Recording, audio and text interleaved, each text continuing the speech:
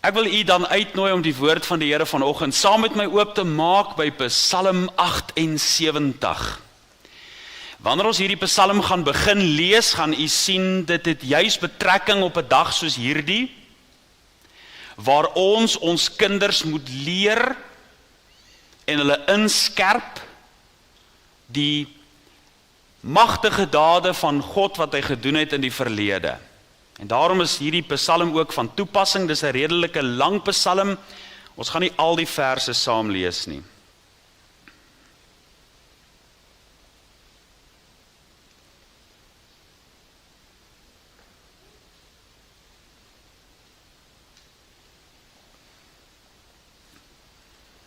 Psalm 78, 'n onderwysing van Asaf.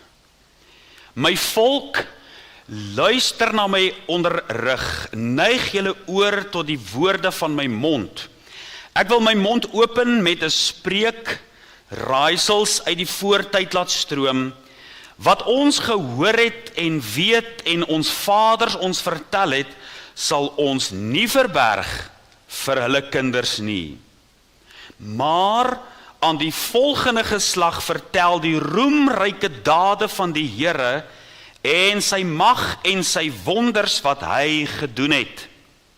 Hy tog het 'n getuienis opgerig in Jakob en 'n wet gegee in Israel, wat hy ons vaders beveel het, om dit aan hulle kinders bekend te maak, sodat die volgende geslag dit kan weet. Die kinders wat gebore word, dat hulle kan opstaan en vertel aan hulle kinders en hulle vertroue op God kan stel en die dade van God nie vergeet nie, maar sy gebooie kan bewaar en nie word soos hulle vaders nie, 'n koppige en wederstrewige geslag, 'n geslag met 'n onvaste hart en wie se gees nie trou was teenoor God nie. Die kinders van Efraim, gewapende boogskutters, het opgespring op die dag van oorlog. Hulle het die verbond van God nie gehou nie en geweier om te wandel in sy wet. En hulle het sy dade vergeet en sy wonders wat hy hulle laat sien het. Voor hulle vaders het hy wonders gedoen in die land Egipte, die veld van Soan. Hy het die see geklief en hulle laat deurgaan en die waters laat staan soos 'n wal. En hy het hulle bedags gelei met 'n wolk en die hele nag met 'n lig van vuur. Hy het rotse gekloof in die woestyn en hulle oorvloedig laat drink soos uit watervloede. En hy het strome laat uitgaan uit die rots en die waters laat afloop soos riviere. Nog het hulle voortgegaan om teen hom te sondig, om wederstrewig te wees teen die Allerhoogste in die dor land.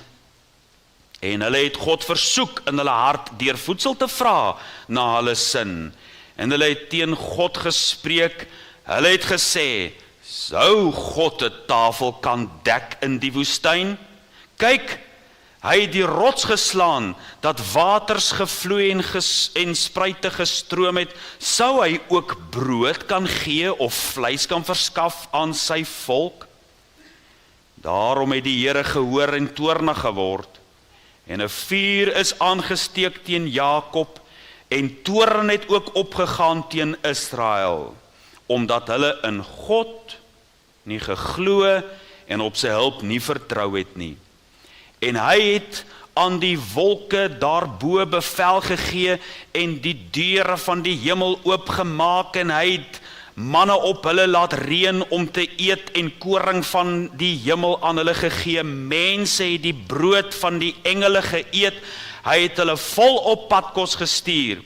Hy het die ooste wind laat uitbreek aan die hemel en die suide wind deur sy sterkte aangevoer en hy het die vleis so stof op hulle laat reën en gevleelde voëls so sand van die see.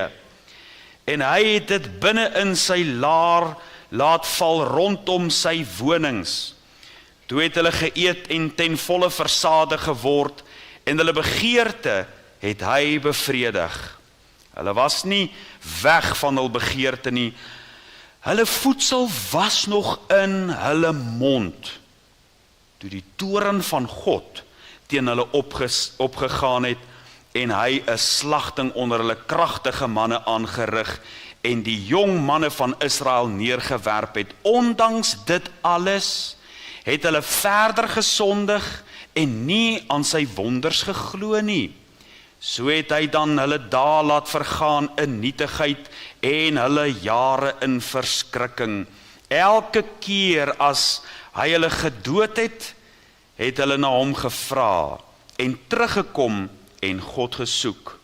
En hulle het daaraan gedink dat God hulle rots was, en God die Allerhoogste hulle verlosser. En hulle het hom met hul mond gevlei, en hom met hul tong belieg. Maar hulle hart het nie aan hom vasgehou nie, en hulle was nie trou in sy verbond nie. Maar hy is barmhartig, hy versoen die ongeregtigheid en verdelg nie, en dikwels wend hy sy toorn af en wek nie al sy grimmigheid op nie, en hy het daaraan gedink dat hulle vlees was, 'n wind wat weggaan en nie terugkom nie. Ons lees net tot hier uit die onfeilbare woord van die Here. Kom ons word net 'n oomblik stil weer, dan bid ons saam.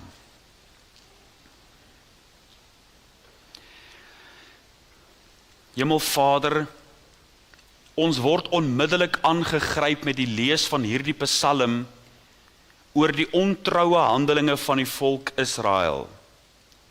Hoe U wonders aan hulle openbaar, wonder na wonder, en tog, wonder bo wonder, vertrou hulle U nie. Is hulle in ongeloof, en hou nie U trou genaverbond nie. Hemelvader, help ons om nie so te wees nie, dat ons nie 'n koppige en wederstrewige geslag sal wees nie, maar dat ons 'n sagte hart sal hê vir U woord, vir die werking van U Heilige Gees in ons binneste. Help ons om 'n hart te hê wat goeie grond is, wat geloof in God het, wat vrug oplewer.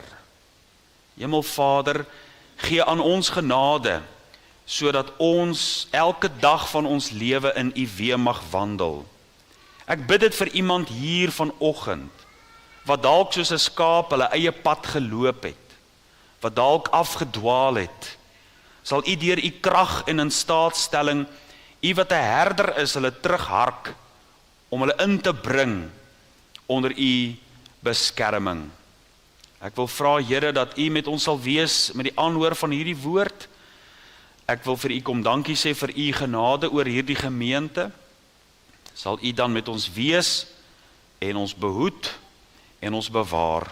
Ons vra dit in die naam van Jesus met danksegging. Amen. Vriende, vers 19 vra hierdie vraag: kan God 'n tafel dek in die woestyn? En dit bring ons dan by hierdie tema: kan God nog die onmoontlike doen? Kan God nog die onmoontlike doen? Europa was natuurlik baie jare gelede getuister deur oorloë. En daar was 'n groot oorlog gewees tussen die Franse en Oostenryk. En Napoleon het die Franse weermag opgetrek om teen Oostenryk oorlog te voer.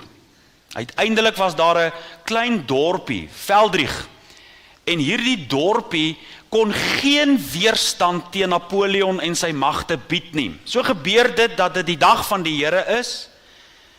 Die kinders van die Here is bymekaar in die ou kerkie in hierdie Oostenrykse dorpie.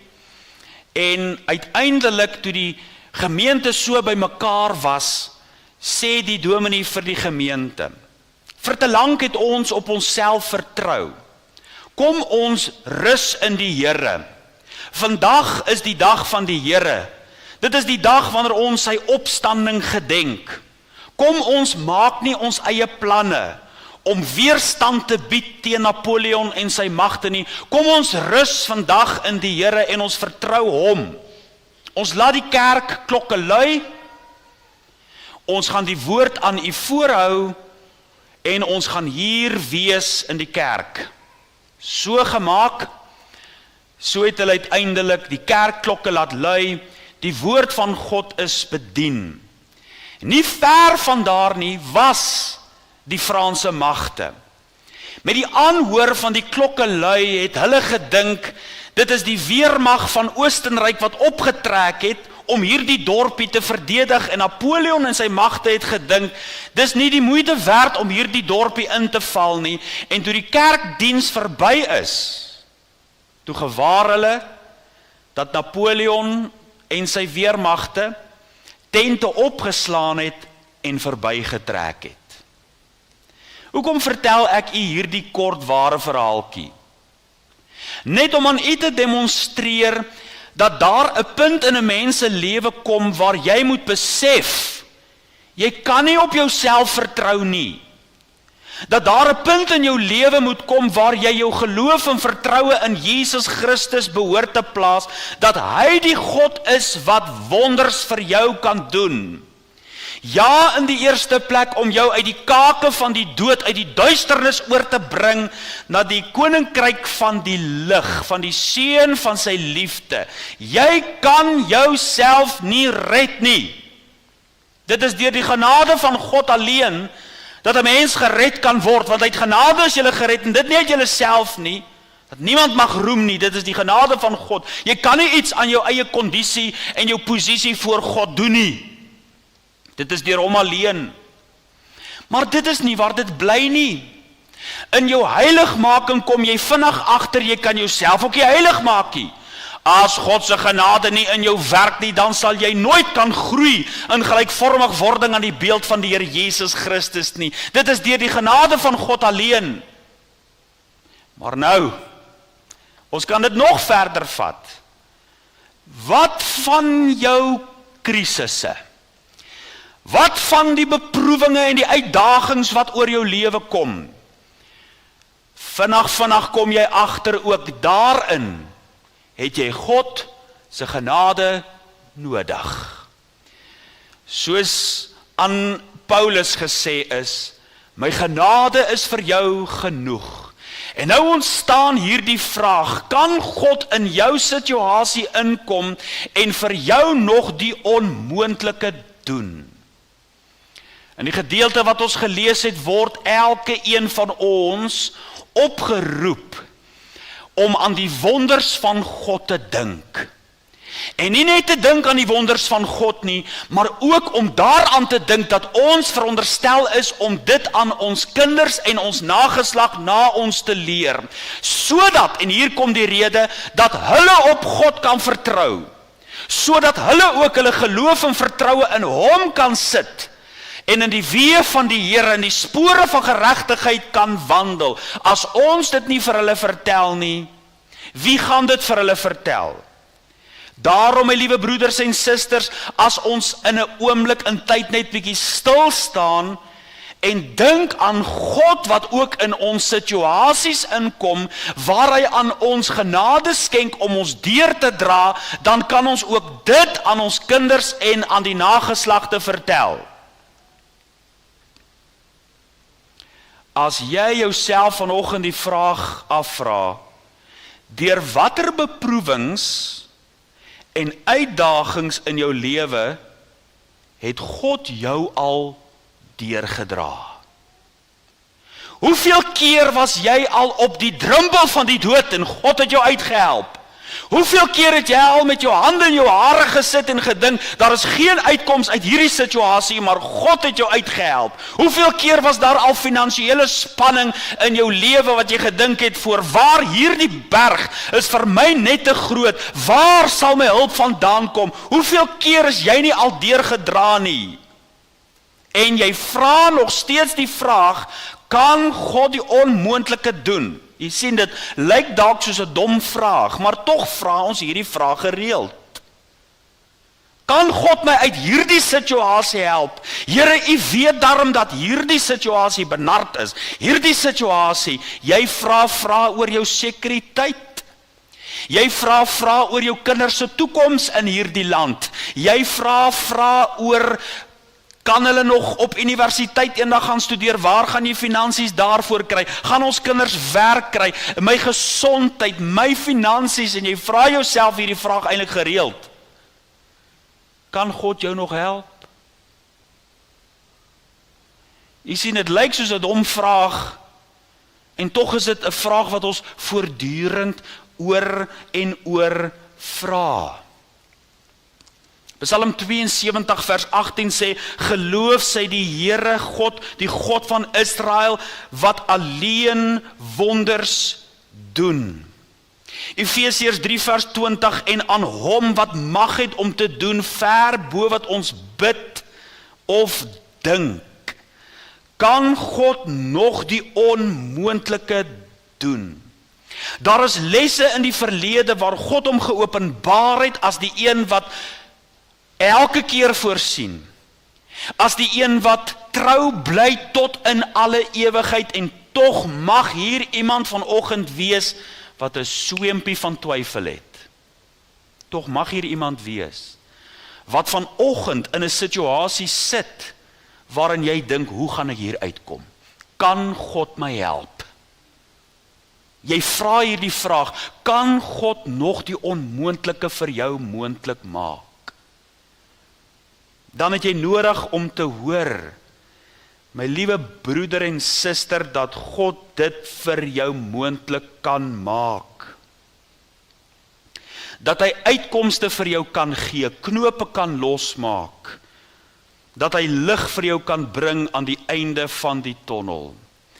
Ons sien in hierdie gedeelte wat ons gelees het, mense vra hierdie vraag, of God nog die onmoontlike kan doen, omdat hulle so gou vergeet wat hy al in die verlede vir hulle gedoen het. Kyk wat sê vers 11 en vers 12. En hulle het sy dade vergeet, en sy wonders wat hy hulle laat sien het. Vers 12 van Psalm 78, dan, voor hulle vaders het hy wonders gedoen in die land Egipte, die veld van Soan. So waar is die wortel van hierdie ongeloof? Waar lê die wortel van hierdie twyfel? Dit lê daarin dat hulle vergeet. Lank voor die middaghitte smelt reeds die môre dou. Hulle vergeet dat God in die verlede hulle deurgedra het. Hulle vergeet so gou dat die God van die hemel altyd trou bly tot in alle ewigheid. Dit is by die een oor in en by die ander oor uit. En nou in hierdie gedeelte herinner Asaf hierdie volk dat God het vir hulle wonders gedoen. In vers 13 wat ons gelees het, sien ons dat die water van die Skelfsee van die Rooisee oopgekloof is. Hulle het droogvoets daardeur geloop. Eksodus 14 vers 13, maar Moses het aan die volk gesê, wees nie bevrees nie, staan vas en aanskou die verlossing van die Here, wat hy vandag vir julle sal bewerk. Daar stap hulle, die water word geskei, hulle stap droogvoet daardeur, maar nie lank daarna nie. Toe vergeet hulle dit. Toe versoek hulle God daar in die woestyn, met manna en kwartels. In vers 14 wat ons gelees het, hier in Psalm 78, word die wonder van God se leiding in die woestyn aan hulle voorgehou, dat hy 'n vuurkolom in die nag voor hulle laat uittrek het, en 'n wolkkolom in die dag. Van ver kon die volke aanskou, daar is 'n volk wat deur hulle God gelei word, 'n vuurkolom in die nag. Nie net vir leiding en lig nie, maar ook vir hitte. Daar kan hulle lekker warm geword het in die koue woestynnagte. Daar is 'n God wat hulle lei, wat hulle behoed en bewaar, wat voor hulle uittrek soos 'n pantser voor hulle uitbeweeg, maar hulle vergeet dit. Hulle dink nie aan die wonders van God nie. Vers 15 wat ons gelees het hier, praat van die feit dat daar water vir hulle gekom het, toe hulle nie water gehad het nie, is rotse oopgekloof, of toe die water bitter was, het dit soet geword. God voorsien in al hulle behoeftes, en steeds staan hulle in ongeloof teenoor God. Kan jy glo?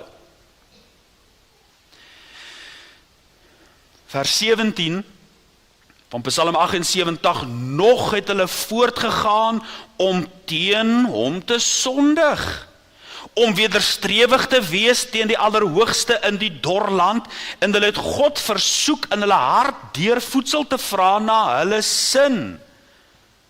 Jy kan dit nie oorvertel, dat hulle so vinnig vergeet. En tog, as jy eerlik met jouself wil wees vanmôre, dan elke keer as daar 'n nuwe beproewing jou bekruip, en jy jou in 'n nuwe uitdaging bevind, dan wonder jy weer oor die trou van God. Dan wonder jy weer of God jou uit dit uit sal kan help. Dan vergeet jy so gou oor die jare hoe hy getrou was. Dan vergeet jy so gou Ebenezer, tot hiertoe het hy jou gedra. Ek onthou jare gelede, ja in 2008, was hier 'n resessie in Suid-Afrika. Daar was bekommernisse. Ek onthou hoe die manne gepraat oor die myne. Ek onthou hoe die manne gepraat in die boerdery. Ek onthou hoe daar angs was by mense oor hulle werksekuriteite. En nou, my liewe broeders en susters, is dit amper al 20 jaar later, en hier is ons nog steeds. Jy vergeet die uitdagings wat al in jou lewe was, waardeur God, waarom nou in hom twyfel?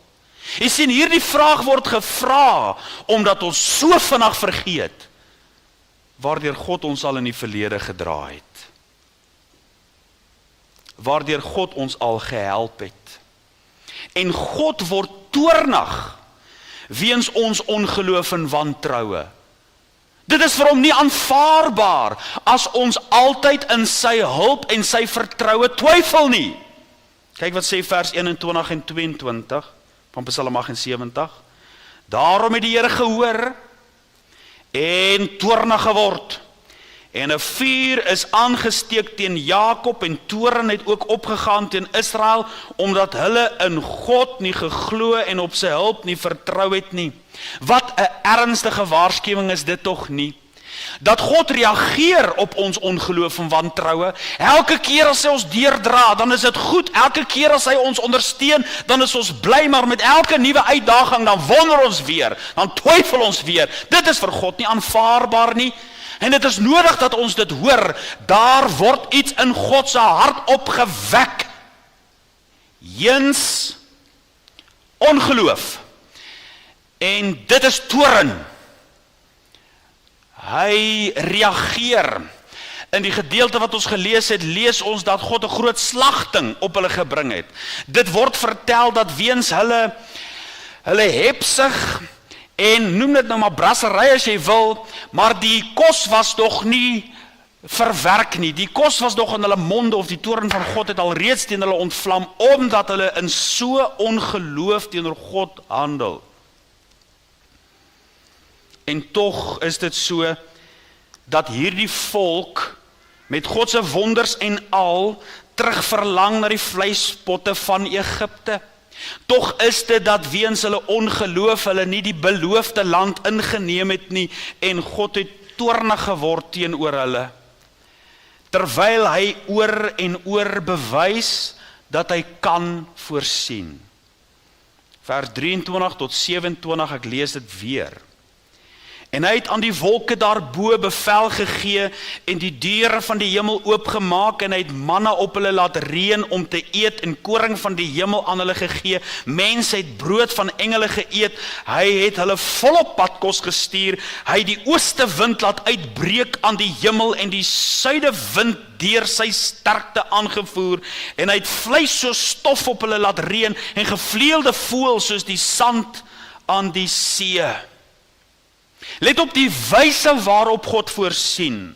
Hy laat manna op hulle reën. Die gedagte van reën praat van oorvloed. Kyk, jy kan nou jou tuin nat maak, En jy kan nou hier 'n spreiertjie aansit en daar 'n spreiertjie aansit en hier 'n spreiertjie aansit, maar laat daar een goeie reën kom, dan dek dit jou hele grasperk. En hierdie gedagte dat God oor hulle laat manna reën het, praat juis van die oorvloed daarvan. Die teks noem dit koring van die hemel. Dit spreek van die gehalte daarvan. Daar word gepraat van brood van engele. Dit praat van die voedingswaarde wat hierdie voedsel gehad het. Dit het al die vitamines en nutriëntes gehad wat hulle sou kon opbou. Daar word gepraat soos vleis, soos stof, voëls, soos die sand van die see. My liewe broeders en susters, dit praat van die geweldige voorsiening van God. Hy dek 'n tafel, ja, vir 3 miljoen mense in die woestyn. Hy gee vir hulle kos. Hy maak sy verbondsnaam gestand. Jehovah Jireh in Genesis 22 vers 14, soos hy geopenbaar.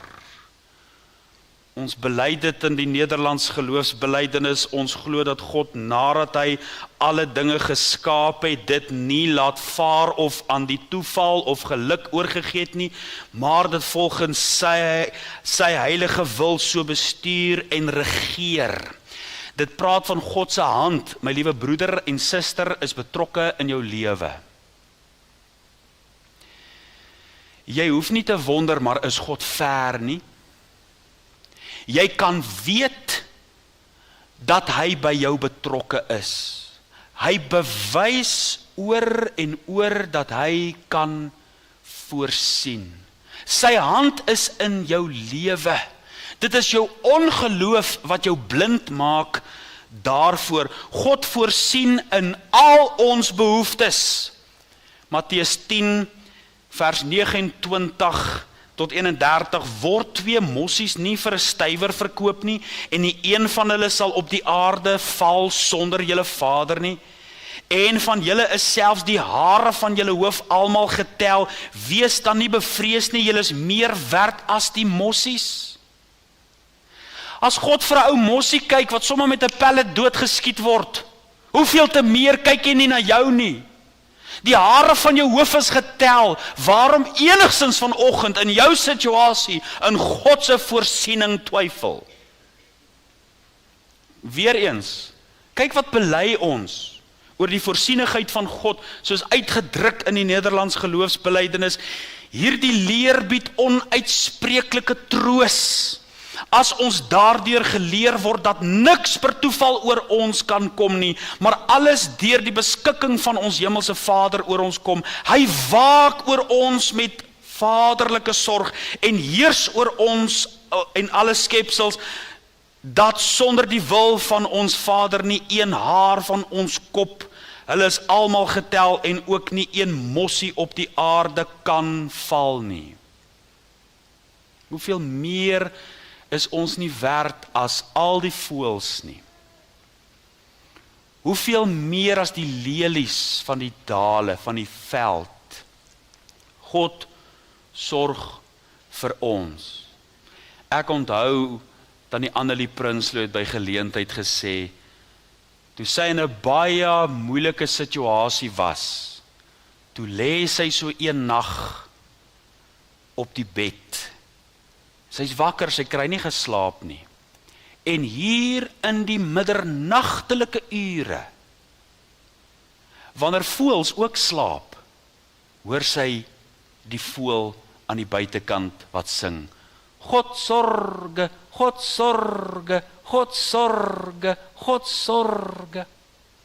My liewe broeders en susters, God sorg. God sorg vir jou. Maak nie saak waarin jy jou mag bevind nie. Maar ongelukkig, weens dit alles leer ons in hierdie psalm, dat ondanks al God se wonders, ongeloof nog steeds teenwoordig was. Kyk wat sê vers 32, soos ons nou die psalm aanlees. Ondanks dit alles het hulle verder gesondig en nie aan sy wonders geglo nie. Hulle het die 10 plaae in Egipte land beleef, die krag en die heerlikheid van God. Hulle het die verlossing uit Egipte beleef, hulle het die wonders in die woestyn ervaar en ondanks dit alles het ongeloof nog steeds in hulle harte geheers. Gaan jy vanmôre dieselfde fout maak as Israel? Gaan jy vanmôre by daardie deure uitstap in jou krisis en nog steeds dat ongeloof 'n greep op jou hart het? Gaan jy vanmôre uitstap dat hierdie boodskap soos water van 'n se rug af sal wees en jy gaan voort in jou ongeloof? Hoe is dit moontlik denkbaar dat God hom as die troue genadeverbondsgod openbaar en steeds bly jy in jou ongeloof, steeds wonder jy, ja maar regtig, gaan hy my in my situasie kan help, laat dit ver van jou af wees, my broeder en my suster, laat dit ver van jou af wees, dat jy hier by hierdie diens sal uitstap en ongeloof nog steeds in jou hart heers. Johannes 10 vers 38 sê, maar as ek dit doen, al glo julle my nie, glo die werke dat julle kan erken en glo dat die Vader in my is en ek in hom. Die Here Jesus sê hier vir mense, kyk en glo, sien die werke raak. Die werke van sy hande wat nie laat vaar word nie. Ek het iewerste hierdie stelling gelees jare gelede wat sê ongeloof is die moeder van ongehoorsaamheid. Ongehoorsaamheid begin by 'n hart wat nie regtig in God glo nie. En jy reageer in ongeloof. Maar dan moet jy vanmôre hoor, God wil vir jou die onmoontlike moontlik maak. Psalm 38 en 39, maar hy is barmhartig. Hierdie woorde beteken nie baie nie. Totdat jy besef wat alles al in hierdie psalm staan. Dat God met hulle gewerk het en dan het hulle geloof gehad en dan verval hulle weer in ongeloof en in ongehoorsaamheid. Dan bewys God weer deur sy wonders. Dan is hulle weer ongelowig net daarna. Dan bewys God weer deur sy wonders. Elke keer hulle bedrieg hom, die teks wat ons hier gelees het, sê hulle vlei hom, hulle lippe belieg hom, en dan hierdie woorde, maar hy is barmhartig. Hy versoen die ongeregtigheid en vergeld nie, en dikwels wend hy sy toorn af en wek nie al sy grimmigheid op nie, en hy het daaraan gedink dat hulle vlees was, wind wat vergaan en nie terugkom nie. In hierdie teks sien ons nou, ten spyte van dit alles, is God se arms nog steeds oop. Nog steeds oop. Wat sê hy is barmhartig, as daar iemand is wat sy stem hoor, as daar iemand is wat kan reageer, dan sal hy hulle nog steeds help. Is dit nie wonderlik om te weet dat God hom aan ons op hierdie wyse openbaar?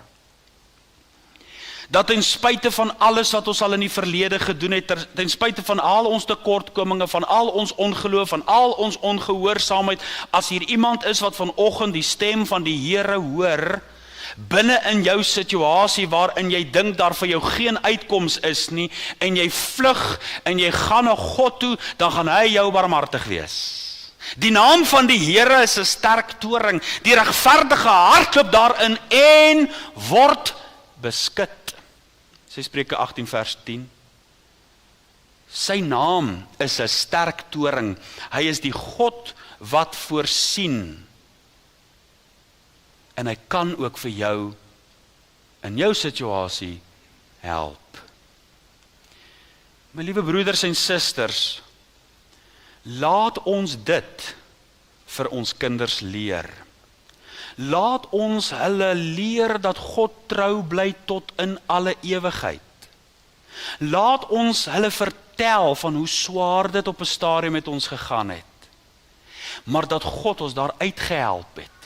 Laat ons aan ons kinders en ons kleinkinders die roemryke dade van God vertel. Ja, wat hy vir Israel gedoen het in Egipte land, wat hy vir hulle gedoen het in die woestyn, hulle in die beloofde land ingebring het, maar laat ons hulle ook uit ons eie ervarings vertel wat God vir ons gedoen het. Is daar nie baie om te vertel nie?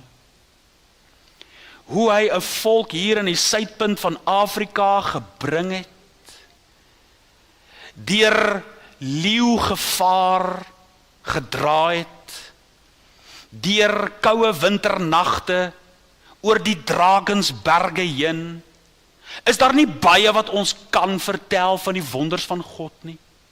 En dan binne in ons situasie vandag, dat hy ons behoed, dat hy ons bewaar, dat hy ons beskerm, dat hy vir ons 'n hoopvolle toekoms wil gee, is daar nie baie wat ons kan vertel nie. Maar dan ook die ernstige roep na u hart toe vanoggend. As hier miskien vanoggend iemand sit, wat op moedverloorse vlakte uitkyk, ek weet nie wat jou situasie vanoggend is nie. Maar as jy vanoggend so in die verte intuur, en jy vra jouself die vraag, kan God vir jou in jou situasie die onmoontlike moontlik maak? Dan is die antwoord, ja, hy kan. Wat ook al jou krisis vanoggend is, vir sommige mense is hulle krisis groot, en vir ander mense lyk jou krisis klein, maak nie saak nie. Wat jy vanoggend in jou lewe en in jou hart beleef, wat dit ook al mag wees, God bly getrou. Wil jy nie daar waar jy in hierdie banke sit, sê Here, ek glo U kan my help. Hy wil jou help. Hy bly trou tot in alle ewigheid. Hy kan die onmoontlike ook vir jou moontlik maak. Amen. Kom ons bid saam.